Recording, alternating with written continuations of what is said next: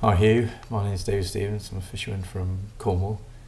MCZs, as a fisherman, I don't have anything against them in principle, and I think they can be a good thing. However, unfortunately, when these came into place, the difficulty we found was that the fishermen have felt very marginalised in their setting up process, and particularly so the relationship between Natural England and the fishing industry has been not very good at all.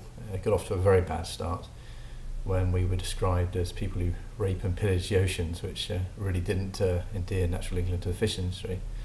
I really think this process could have been done far simpler and far quicker, you know, even before the MZZs were actually came about and were then started to be implemented by Natural England. Fishermen were already discussing them and talking about how we would then come up to find out the solutions. We thought it would be sort of between the fishing industry, as we're probably the ones who are most affected by this, to get together to find the areas that are most sensible places to be protected, which we do anyway. It's a natural part of our job.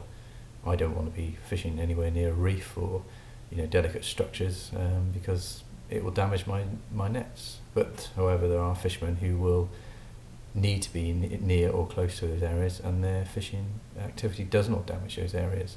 So we didn't see a problem with actually implementing these areas quite easily amongst ourselves, and we could have put that forward to government, and this process would have been done by now.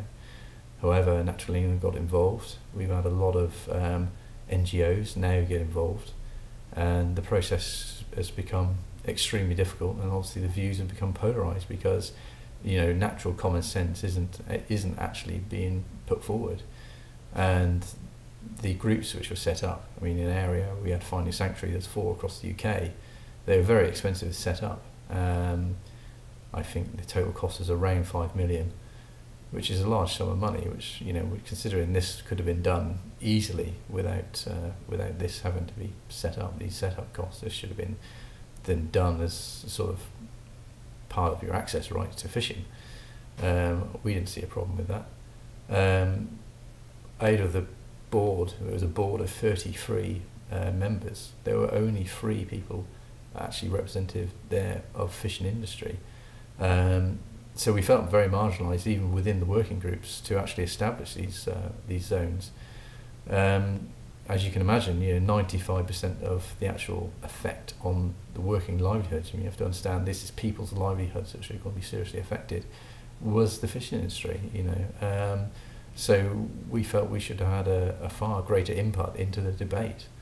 I'm sure the NGOs will argue that we had too much input, but at the end of the day, this process will affect the fishermen the most, and I also think the fishermen probably have the most to gain as well as the public.